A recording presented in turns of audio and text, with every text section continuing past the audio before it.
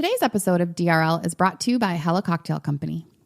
My guests don't just come to DRL for me. They also come for the cocktails. Luckily, my friends at Hella Cocktail Company have my back.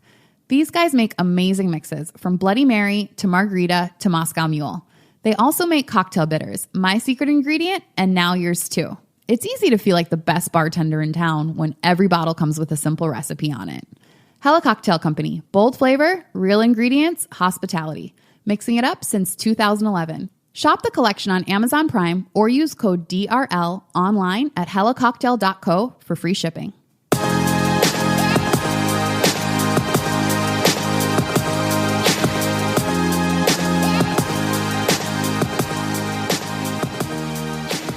Hello, my lovely listeners. Welcome back to another episode of DRL, where we're talking everything dating, relationships, and love. I'm your host, Tennesha Wood. Today, I have Anna Nixon with me, and Anna's actually the youngest guest I've had on. She's 24. I feel old right now. No, I'm very honored to be here. I'm very honored to be the first youngest person. So Anna is like a super smart, like she's on track to like get her Ph.D. She's in grad school right now. So today we're going to talk about what it's like dating in grad school at such a young age, and also the concept of being equally yoked with your partner and what that looks like for her, being that she's on such an upward trajectory. So first of all, are you dating right now? Yes, a lot. I'm going out more, trying to explore, because New York City, it's in the summertime, there's so much to do. I've been more open to like going out on dates right now since it's so nice out. So at 24, what are you looking for? And like, how are you dating? Like when you go out with these guys, are you talking future, or are you just like, hey, let's grab a drink and have fun? I don't really want to put any expectations on it, because guys at this age just do not know what they want at all. So I try to like gauge the first couple of dates, like see if we have a connection first and chemistry. And then after that, like first 2 dates, then I'm like, oh, so where do you see yourself? Like, what are you trying to do? And if you can't answer that question after 2 dates, then that's when I know time to dip. Now, wait, are you looking for a relationship? Right now, currently, yes. Why are you looking for a relationship right now? That's not a judgment. I'm just wondering why. Well, I'm trying to... It's actually something that's been in the back of my mind since I started grad school, because during undergrad, I was so focused on academics. Like, I was in the library all the time. I didn't really date, so I didn't really know what I wanted. And since when I graduated, I worked for a year, and that's when I first started dating, and I was more able to explore what I want. And during that time, I didn't want a relationship. I was just trying to see what I meshed with, what worked with dating. And so did you figure that out, like what you meshed with and what you didn't? Yeah, definitely from dating in the year, because I dated a lot of different types of guys. It was kind of my period where I was trying to be more open. Like, I dated guys who didn't have jobs and like lived with their mom. Then I dated guys who like had graduated with their Ph.D.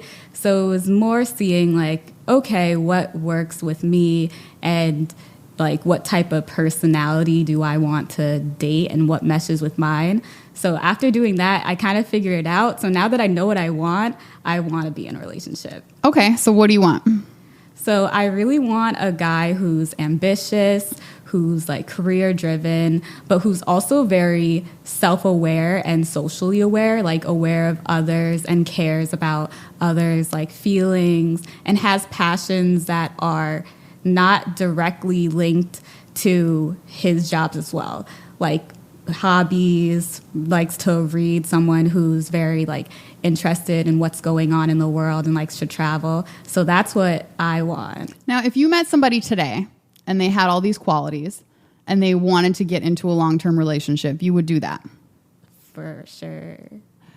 Girl, here's the thing. You know what I always say? Nobody under 30 should get married. I listen to this podcast. Nobody under 30 should get married. No. And also, like, at this age, like, I really just want you to, like, date and, like, not get into anything serious. I have been dating a lot since I moved. I know. I don't want you to get into anything serious till you're at least 28. Oh no, I feel like it's a lot of pressure right now because in graduate school, a lot of people are married. A lot of people are already in long-term relationships. I'm actually one of the only single people in my lab.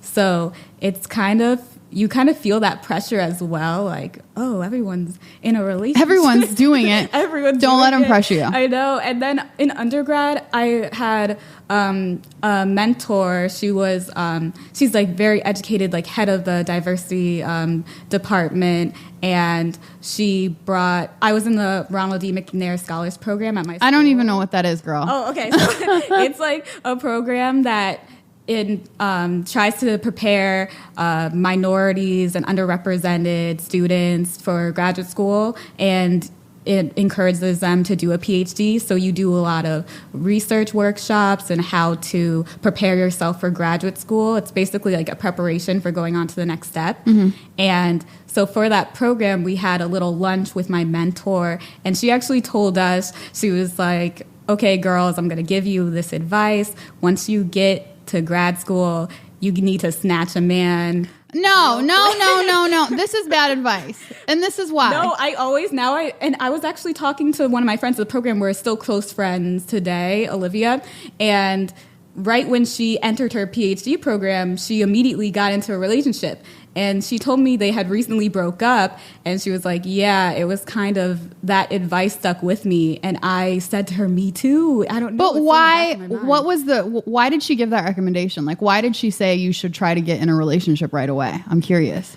I'm not sure, actually, but she was mainly like, because most of us, like, for the lunch, it was like all Black women. Mm-hmm. And it's like it is harder dating like as a Black woman, and then when you're more educated as well, because probably she's seen it firsthand because she has her PhD, and she told us like she wasn't in a relationship for a long time, and it was really hard dating having that higher education. So she was saying snag somebody in your program that is also getting a PhD, because then they're sort of equally yoked. Was that the reason for her recommendation?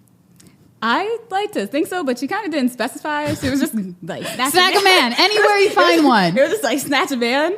So my like friend, she's like very smart. She's in the PhD program, and the guy she was dating for a long time, like he was not in PhD at all. Like didn't have his college degree type thing. Would you date a guy who, let's say, didn't have an undergraduate degree, like didn't have a bachelor's degree?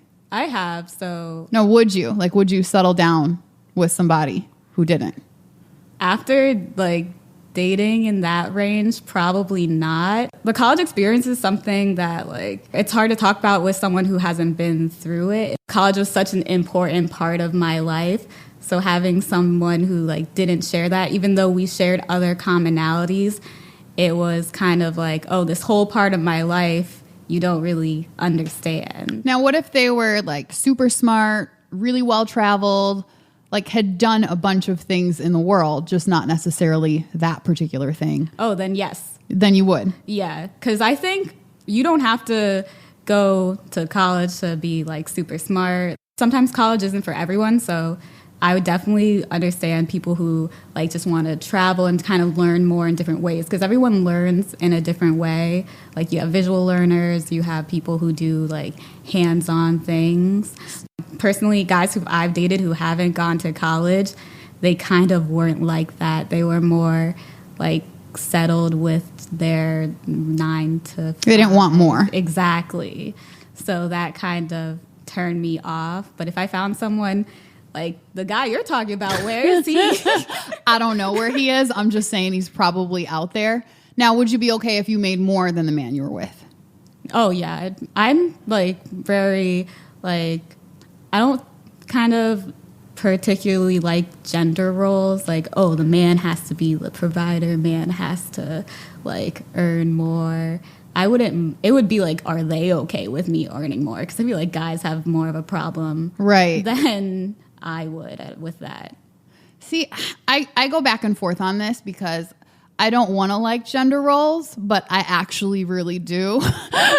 Like, I like the idea of I don't know. A man sort of being the head of the household, if you will. Okay. And I really do like traditional gender roles. Like, this is my ultimate, like, dream fantasy day, right? Like, I get home and then my man is like, baby, I've booked us 2 tickets to Paris because that's where you wanted to have dinner tonight. And I was like, oh my God. And like, if a man doesn't necessarily, and I'm not saying like, oh, I want some rich dude and that's it. I'm just saying like, I have these like fantasies and I want a man that will eventually one day be able to fulfill those. Now, let's be clear. I could fulfill those on my own as well. So it's not about like, I need somebody to do that for me, but there's something in my mind that's like very tied to what I think a man should be that has to do with his ability to provide in certain ways. So yeah, I think I'd actually be kind of uncomfortable with that if I knew that, not so much that he was making less than me, but that his earning potential was way less than mine, right? So for example, if a guy is like, well, I'm an entrepreneur and I'm starting up this new venture, yeah, there's going to be a period where they're not making any money. That's just how entrepreneurship is. There's a time when you're building up and you're making nothing. I wouldn't have a problem stepping in and being the breadwinner at that point, but I almost need to know that at the end of the day, it's all going to come together and like have that potential and power. When I think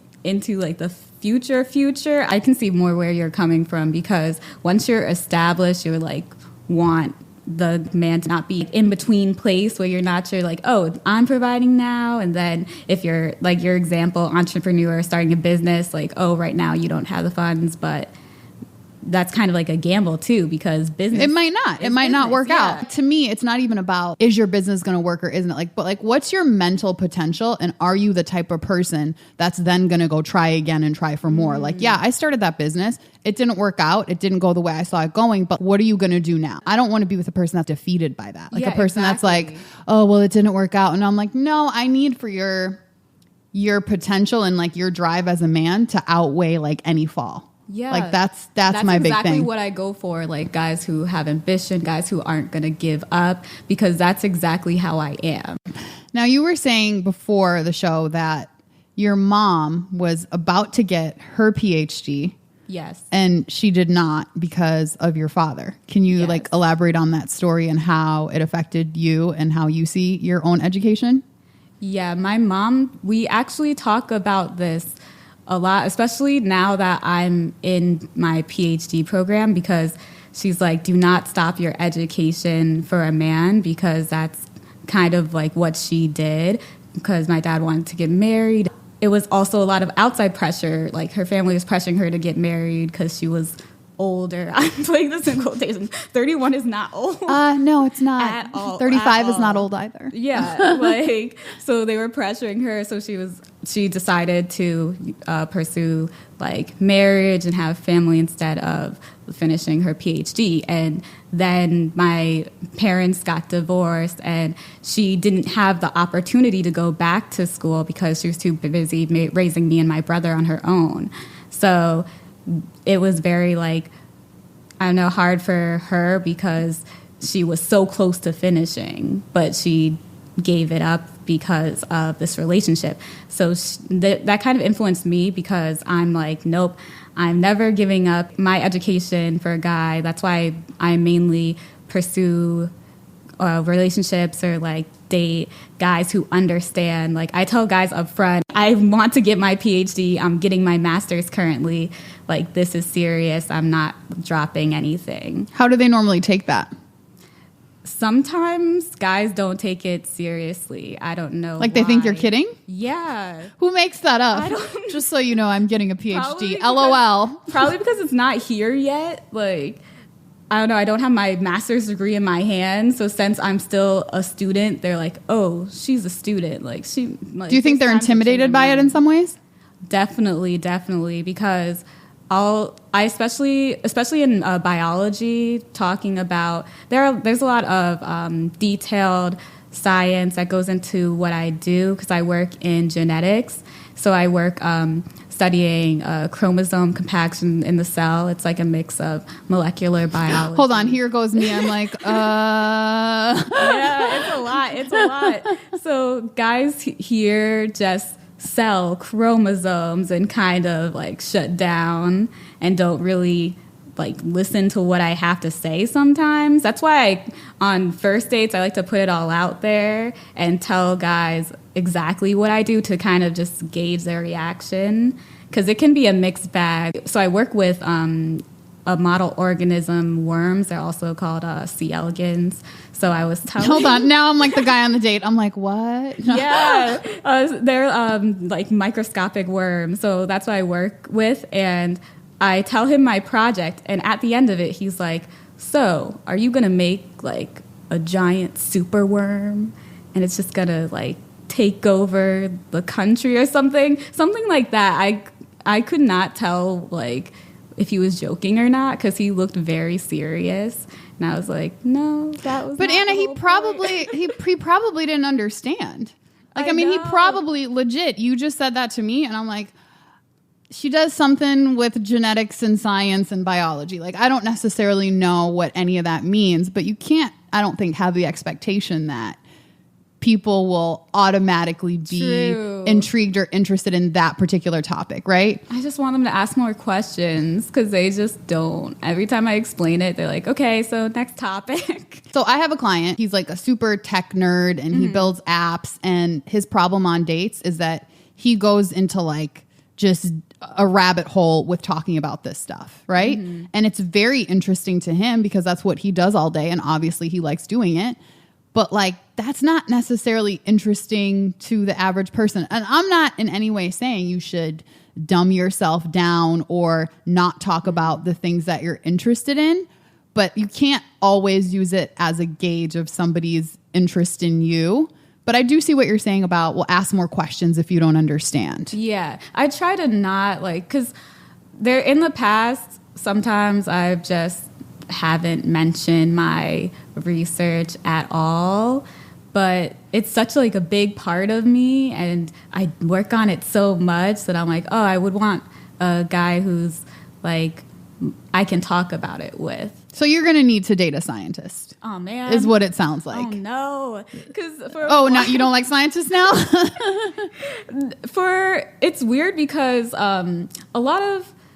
See, I've been in science a long time now, undergrad, grad school, and they kind of have a typical personality type. Like, they can be very competitive, very, like, only want to talk about research.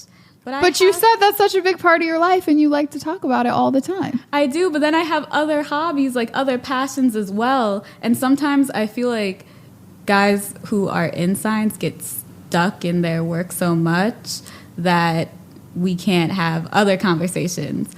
Like, I want to be able to talk about music, be able to talk about like what's going on. And I found sometimes that I actually haven't dated guys in science because they are most of the time not single. Like all the non-science nerds are taken. They're all like snatched up. So I haven't dated a lot like in my field specifically, but when I've dated engineering types before, more like software engineers and like computer engineers. What are you talking about on these dates?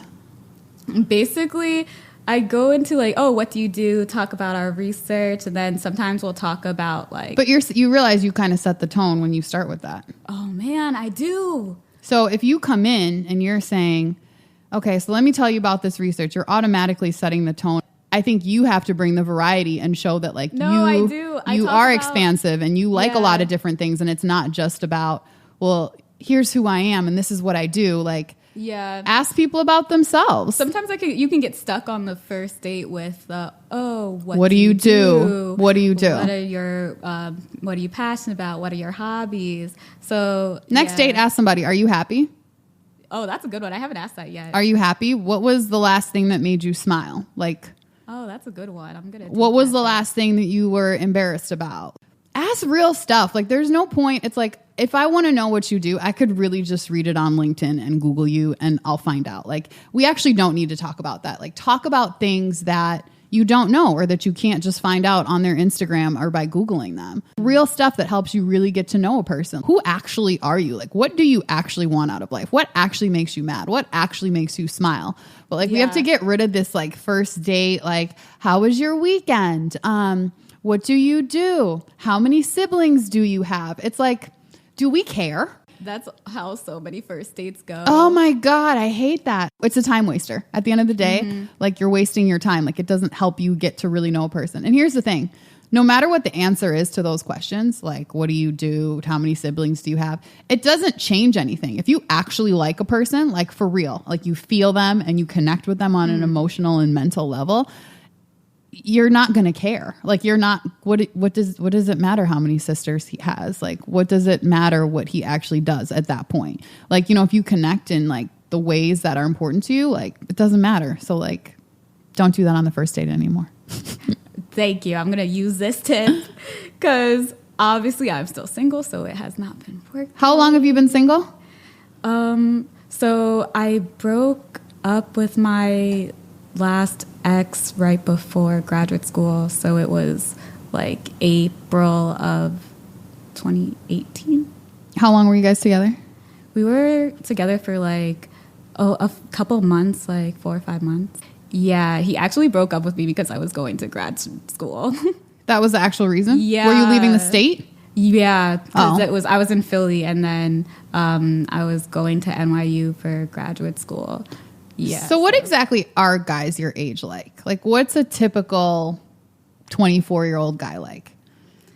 Oh man, I literally have forgotten. Like I literally have forgotten what anybody under 30 is like. I do not want to bash men, but they can be very, very not aware at all. Like I feel like a lot of guys will tell you what they think you want to hear and not really have anything behind their passions. It's more like, okay, I like my job, I go to the gym, I go out with my friends. And then I'm like, and what? So they're very surface. Very surface level. Like it's hard to get deeper, like delve deeper. So like the only guys I've like actually seriously like been interested are guys that I can like get into like, oh, why do you do the things you do? Like, why are you passionate? Like they answer I like this, but not the background as to why. Like, how does that make you feel? They can't really get to the emotional. You gotta dig with these young boys. Do you date older ever? Like older men? The oldest I've dated was 32. And he was still very immature. You were like, that age ain't nothing but a number. Yeah, because it really wasn't. Like, he was like 32, but had the emotional intelligence of like a 22-year-old. It's weird because the guys I've been like connecting more with recently have all been like a year or two younger than me. I don't know how that's happened. You need to date older and you need to like dig on the questions. Yeah. And don't let them get away with just very surface level things.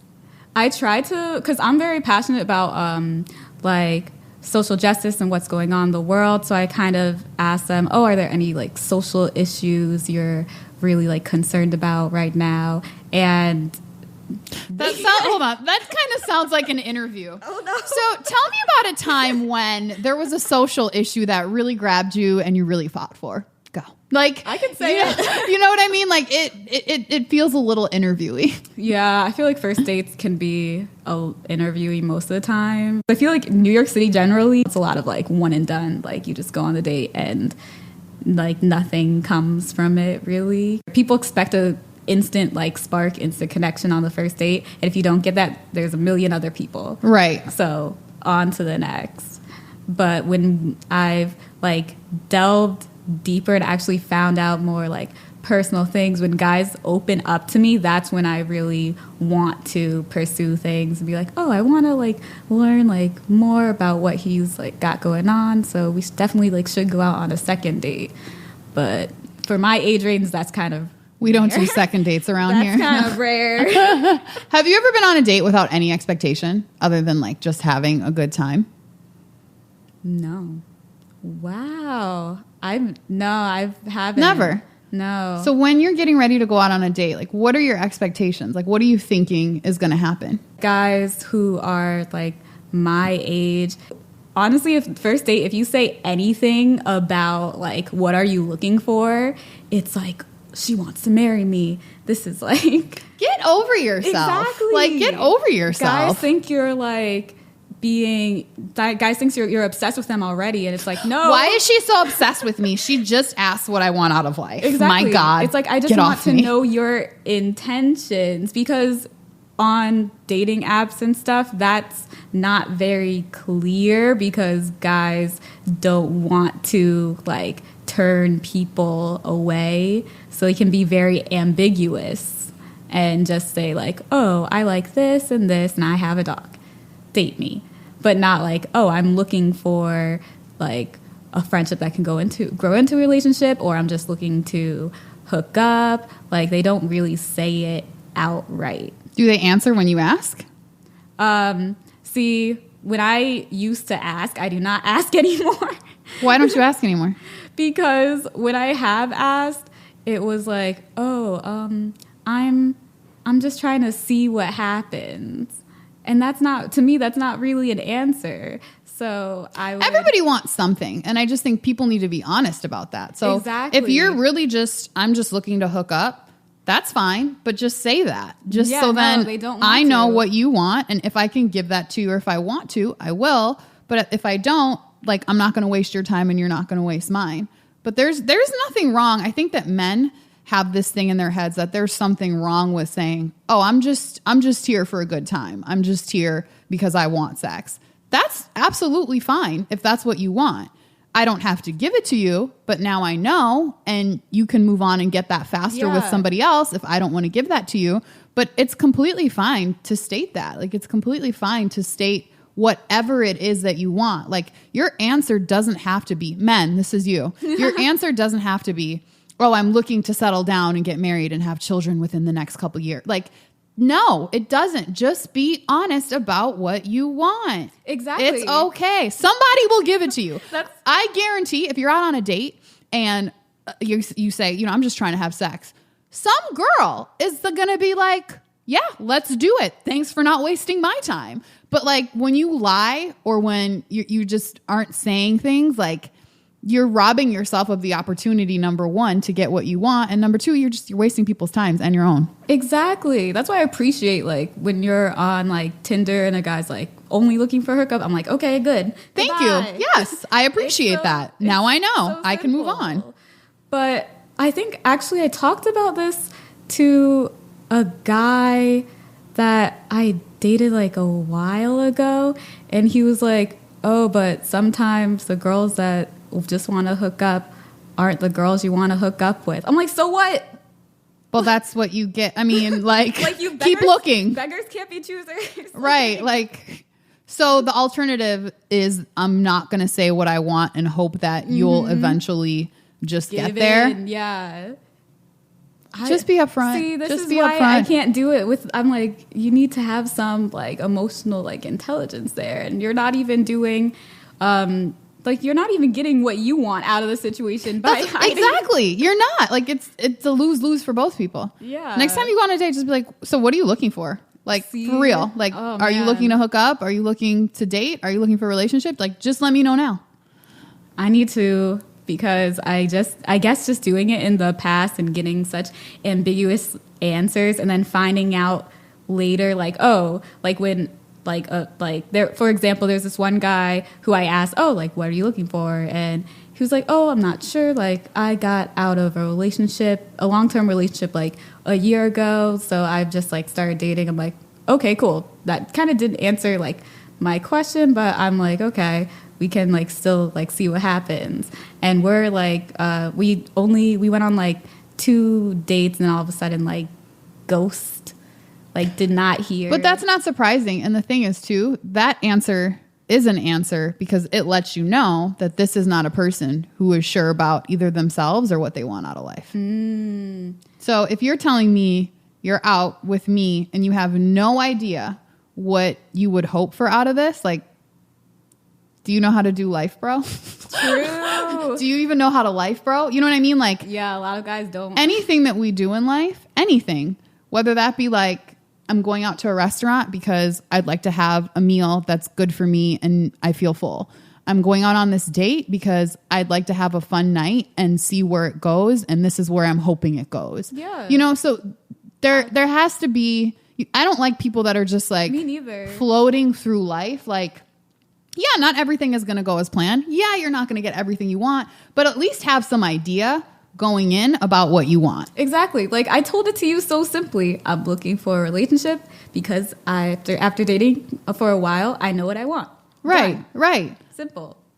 But yeah, it makes me question everything else about a man when he can't provide me with something that simple. Because then I start thinking, so do you not have any career goals? Do you not have any family goals? Like, do you have no other goal? Are you just floating through life? And then it starts like, then I'm like uncertain about everything about them. So it's like, if you can't upfront and honestly provide me with just that level of detail of why you're even here and what you want, this might not be a good fit.